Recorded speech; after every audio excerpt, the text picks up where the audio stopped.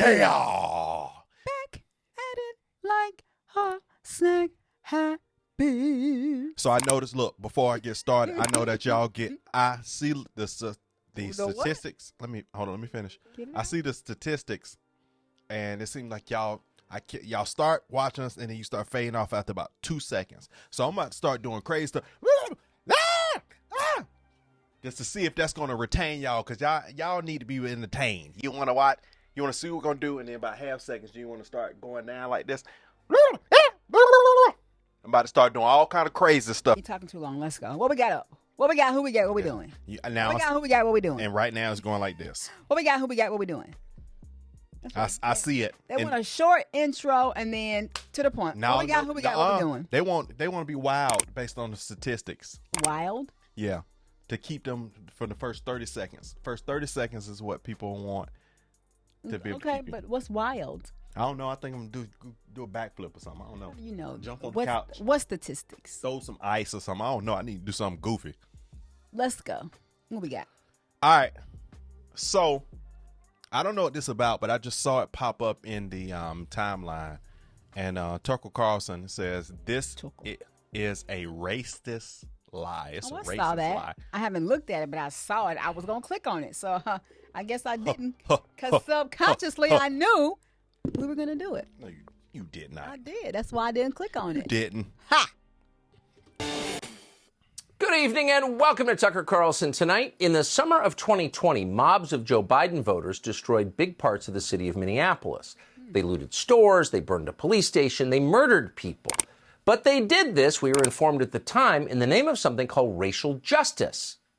But then we saw that some... Wait a minute. Where was this? Where did he say this was? Did he say Minneapolis? But this goes back to the end. Yeah, racist riots in the name of justice. Okay, this goes back.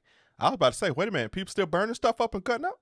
The mob turned out to be privileged white kids, the children of lawyers from Bethesda. But they said they were rioting on behalf of so-called marginalized communities. They were working for racial justice. And because of that, they couldn't be punished for what they did. Nor, by the way, were they required to wear COVID masks like the rest of us. That's how holy their mission was. They're exempt from the normal laws of civilization. Kamala Harris raised money for them like they were missionaries. You probably remember that. But do you recall what happened next in Minneapolis? That's the part of the story the media had no interest in covering, and they never do. The iron law of liberal social activism is that you never revisit the scenes of your moral victories. You give a speech declaring yourself a good person, and you go home. You don't return to Selma or Soweto or Ferguson, Missouri to see how the people there are doing, because it's not about those people. It's about you and your newly enhanced moral authority, which is instantly convertible to political power and cash. Ask Barack Obama. But in the spring of 2021, one reporter decided to break with protocol and go back to Minneapolis a year later. He wanted to see what racial justice had done for the city. His name was Michael Tracy, and as you can imagine, he writes for Substack, not the New York Times. Okay. One night, while Tracy was in Minneapolis, a man walked into a Somali-owned convenience store and murdered the clerk. Yo. Tracy wanted to know why that happened, so he started to interview people in the neighborhood. And one of them told him this, quote, African Americans are hunting Somalis in Minneapolis. Why is that? Well, because, quote, they believe Somalis are getting special favors from the government. Are you surprised to hear that? You should not be surprised. That's so stupid. You know what? That's so dumb. That's so stupid. That's so dumb. That's so stupid. That's so dumb. Because I have a problem with a person that is lazy. I don't care if you black, white, whatever. If you lazy and you want to take the life of somebody else because you think they taking something from you when it's just you taking from yourself. Well, that's it. Because when government creates a spoil system based on race and ethnicity, and our government certainly has done that, division and violence are the inevitable outcomes. That is true always and everywhere. That fact never changes. And liberals for many decades used to pretend to understand that. That's why they opposed Jim Crow and the Nuremberg laws. But at some point, and it would be interesting to know precisely when and why, liberals enthusiastically embraced the racial spoil system they once claimed to hate. This is unfolding across the country. But it's especially prevalent in places liberals control. The more power liberals have, the more sweeping and rigid the race-based spoil system they create. In California, of course, they have absolute power. And that's why the governor of San Francisco has just announced they will send you money if you have the right skin color. More cities and counties in the Bay Area. Where my check at? I'm sorry. Where my check at? You don't live in San Francisco. Where my check? Oh, I thought California. Is that just? I thought he said California. Gavin Newsom's California. Are starting guaranteed Stop. The black space bar is not yours. income programs for the most vulnerable people in their communities. The Silicon Valley Guaranteed Income Pilot Program says it'll target people of color, undocumented and mixed-status families, and women-led households. 150 families will get $1,000 a month for 2 years with no strings attached. Wow. The most vulnerable people in the community. If you're the most vulnerable person in the community, you get $1,000 a month. But that specifically does not include the homeless guy ODing in the park on fentanyl if he's white. If he's white, he can die because if he's white, even if he's dying, he's by definition not vulnerable. California now has many programs like this. The state has now proposed a reparations program for the descendants of slaves. It seems simple, but there's a problem with it. How do you know who qualifies for reparations? It's been a long time. It's been more than 150 years since slavery. Wait, let's go back. So what gets people some money again? That they are they low income and You got to be vulnerable, and there's a definition for vulnerable: single women and African American whose income, I think he said, is in San Fran, if you making 50, you're it's poor. Also, he said some immigrants and one other point he made that made them part of the vulnerable I see. group. And Americans have made a lot of babies since then. And many of them are interracial. So at this point, there are plenty of white people in America who are descended from slaves. There are plenty of black people in America who are descended from slave owners. That's just true. So how do you know who qualifies for government reparations? Well, of course, there's only one way to find out, and it's old-fashioned Nazi race science. Nazi race science. What is that? So the state will have to certify the racial purity of its citizens in order to send them money. Wow. That's going to have to happen. Do we really want to go there? Do we really want to do that? Amazingly, liberals really do. The city of San Francisco just fired its elections director, a man called John Arnst, because he is white. Oh my God, you sure that's not the guy that started in Home Alone? Oh, Joe Pesci. Joe Pesci. We're not guessing at that. The president of San Francisco's election commission, Chris Jordanic, confirmed that was the reasoning. And we're quoting. Our decision, he said to the man who was fired, was not about your performance. But after 20 years, we wanted to take action on the city's racial equity plan and give people an opportunity to compete for a leadership position. Fired for his skin color. Aren't we against that? Didn't we have a civil rights movement to stop that? Right. And by the way, in this specific case, the guy who got fired, John Arnst, single-handedly ended widespread corruption and incompetence in San Francisco's election. He had the job for 2 decades. They used to have ballot boxes turning up regularly in the San Francisco Bay. That was fraud. He stopped it. But his skin color was the problem. The shade of his skin was more offensive to liberals in San Francisco than fraudulent elections. That sounds like some stupid San Fran stuff. That sounds like some goofy. Yeah, that sounds goofy. Goofy. He's like, I'm flabbergasted. Now, there was an outcry over this, and Arnst ultimately got his job back. But the city of San Francisco, the government, not just the people, the government, still endorses the idea of punishing people based on their skin color. The city of San Francisco just launched a separate guaranteed income program, this one for, quote, pregnant black women. It pays up to $1,000 a month. And that program got more than $5 million more in state funding, so it's expanding now to Los Angeles, Riverside, Contra Costa County, Alameda. What they got The left-wing group Expecting Justice Just put together this promo for the program. Watch. Many people don't realize this, but here in San Francisco, Black and Pacific Islander women have significantly more risk of maternal mortality, infant mortality, and pregnancy complications than other people. And people also don't realize that this risk is primarily due to racism, both structural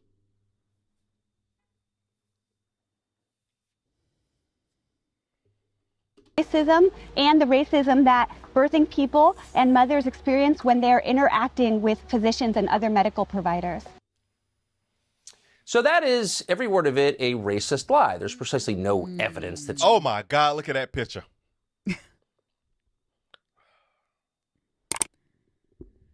Okay. Structural racism exists in this country against the community she's talking about, and none whatsoever that it causes higher infant mortality. There's no science whatsoever. That's just, again, a racist lie. But more to the point, nobody who says birthing people should ever be in charge of handing out money to mothers, much less taxpayers' money. But of course that's happening, and that tells you, well, this is a grift. This is a scam designed to shunt money from people who make it to people who vote for the right party. And that's why Sheila Jackson Lee recently demanded billions of dollars of reparations, because that, she said, would have been a much better way to deal with COVID. Interestingly, a recent peer-reviewed study from Harvard Medical School suggests that reparations for African Americans could have cut COVID-19 transmission and infection rates both among blacks and the population at large. Wow. If you would have gave everybody a check, everybody would just stay at a distance from each other and won't be in each other's faces. Maybe that's what she's saying. And we would have stopped race. Man, please, let me tell you something, man. I'm gonna tell you something, man. I'm gonna be real with you. Read that article. You would have gave the reparations check. Everybody would have been in everybody's face because, man, there's been so much. What? Of course. You just don't understand the car community alone. Every time. Listen, you don't understand the car community alone. But every time everybody hooking their car, man. Every time there was a holiday or a celebration, that's the stupidest thing I've ever that heard. People were having because they were still going and congregating over their friends' houses because they were having COVID fever, is what they call it. But being in the house, you know, and I understand it. People need to socialize and be around others. There are people that definitely need time around other people. I understand that. However, please. What is a check gonna have to do with reducing the transmission of COVID? I don't understand that. That's stupid. So she's obviously a fringe character and easy to make fun of. But it wasn't just Sheila Jackson Lee. That was the official position. That was the prevailing view of the Democratic Party in 2020. Vote for us and we'll give reparations based on skin color. Wow. Congresswoman Sheila Jackson Lee has proposed a bill to form a commission to study how to do reparations. When I'm elected president, I will sign it. Would you sign that bill? Yes. Yes, would you sign it? I firmly support Congresswoman Jackson Lee's bill to create a commission to study reparations. Would you sign the bill for reparations? Yes, I would. I already support that bill. There are things that we need to do in this country that have been a long time coming. One of those is to move forward with reparations.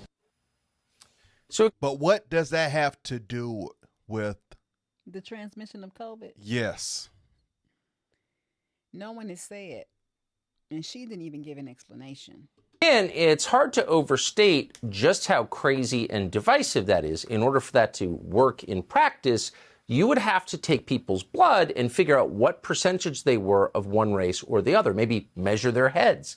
You would wind up with Nazi race science, with racial purity tests.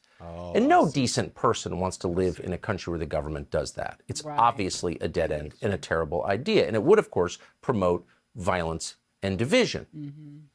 So that's a non-starter when you think about it. But Joe Biden decided he was going to get around a national debate on reparations simply by just doing it, throwing it in the Farm Bill. Biden, right after he took office, allocated billions of dollars in farm aid based on race, just on race. A judge, thankfully, shut that down. But they didn't slow down in their effort to create a racial spoil system. They don't care about what it does to the country. So Kamala Harris suggested that certain communities, based on their skin color, deserve faster hurricane response. Huh. So there's an entire civil rights department at the Justice Department, a division designed to stop the government from rewarding or punishing people on the basis of skin color. That was the whole point of the civil rights movement. But they're doing nothing. Of course, they're encouraging it because Democrats run the government. So as a result, California just launched yet another basic income program, this time for trans people. Really, how's that going to work? How do you prove you're trans? Can anyone even define what that means? No. But here's San Francisco. Nigga come in with a wig real quick. Be talking about, get Tucker, me, pay me. Tucker. He's like, how do you even prove that? Let's go, Tucker. I feel you, bro. Come on. Supervisor Raphael Mandelman bragging about how much taxpayer money London Breed gives to people for being trans. Every single year, this woman comes forward with groundbreaking and unprecedented investments in queer people, in the most vulnerable queer people. She focuses on the transgender community, and she's talked about some of it, universal basic income in San Francisco, unprecedented investments directed at unhoused trans folks. The most vulnerable people. Really? How are we measuring vulnerability? When The View supports and celebrates your existence every single day, when every fashionable person in America posts tributes to you on social media every week, how vulnerable are you? But let's get right to it. Let's measure that by household income. Is the household income of the average trans person in America higher or lower than it is on, say, an Indian reservation? Is it higher or lower than it is in, say, rural Iowa? And by the way, what is transgender? On the current application in San Francisco, there are 97 different gender options available, 19 sexual orientations. What? These would include aromantic, demisexual, dyke, pansexual, same-gender loving, and... Did he say dyke? He did. Wait a minute. I thought dyke was a derogatory term that that used to use towards the groups. Scoliosexual. What is that? That's when your back hurt. Scoliosexual. Ugh. Polyamorous. I go whatever way my back bends, baby. This is crazy. 97. Poliosexual. So at this point, probably not going to get California back into the realm of functional and sane. 20 years from now, that will be a deeply poor state presided over by a small group of incredibly rich people. Every normal person of all colors will have left and moved to Florida. Probably no fixing it at this point. They'll be cutting the redwood forests, selling them for money. You know exactly where this is going. Look at Bolivia. Question for you. Wow. On that. No, I'm just saying. Look, I want you to answer not with a no. If it was something that crazy and we had to go to another state, where would it be? In the U.S., only in the U.S. You couldn't go not to another country. Where would it be? We live in California. We're from Georgia. So those two states that we're familiar with, where would you go? I'm not sure. I got to do some research. Just off rip, where else could you possibly see yourself living outside of being from Georgia and living in California? I would want to be in a place where there are mountains, West Coast. It's a nice. That's still west. Yeah, I would want to stay towards this end. Nevada, Arizona. Or even mountain time. I wouldn't definitely go. Or like Oregon? Maybe Oregon. Yeah. Maybe. I don't know. But what can the rest of us in the other 49 states learn from what's happening in California? Subscribe to the Fox News YouTube channel. All right. Man, that was good. I like Tucker's perspective. I always like Tucker's perspective. It's so funny because Tucker's perspective is so the opposite of CNN's perspective, and I used to only listen to CNN back when that's what I was on. But his perspective kind of be like more. It gives you more a neutral realism. But the nonsense of some of the stuff that he was saying, he's like, this doesn't make any absolute sense. So how now, even now when it comes down to the reparations, how does that even going to be feasibly possible if they're going to be looking at the percentage of blood based off of your African ancestor that they're going to allot reparations to? I feel like it should go directly to the descendants of the slaves. That's it. Period. That's it. And and if the descendants of the slaves want to bless they tree all the way up to present day, then they do that. But it needs to go to the descendants of the slaves. Yeah, but how do you find that out? You got to do the blood work. Well, you got to do blood work on that, but not from a standpoint of saying I'm mixed with this, mixed with that. You need to go were your folks descendants, or did you travel here? Did your people travel here? If they were descendants, then boom. If they weren't, then no. That's it. But the lines are so, like you said, are so skewed. You know, you got biracial now. You have so many, other races that have, that coexist together, that are married. So it's like, how do you really only do it from the ancestors on this line? Yeah, but I mean, it's still going to have to go back several generations because, of course, they're not alive. But is it going to be that pure? And then once again, then you have that mindset of. So I get it. Well, no, if it's not pure, and oh well. But did they come from these descendants of slaves? Whether you are mixed and your mom is white, your dad is black, but down in your dad's lineage with descendants of slaves, then you still, they get blessed down there. And that person want to bless you up, they bless you forward. I got you. But no, you can't. It won't happen. That's a big one right there. I just still want to just do our ancestry stuff just to see where we come from. I know we should this year coming up. We definitely should do that. All right. Boom! I just scared y'all, didn't I? I scared you. You made this. Like, comment, subscribe. Don't take a nosedive, but comment down in the section below if you want some more. We'll see you on the next one, man. Don't forget to subscribe to the channel, guys. Go over to Snapper Red. Subscribe to that channel. And I hope you're having a great giving season and spending time with your loved ones. And staying warm. Put the camera on me. Look at me. Look at me. Stay warm, guys. Wait. Look at me. Y'all watching. But you got to hit that subscribe button and that bell notification so we can get you everything immediately. And don't forget to like the video.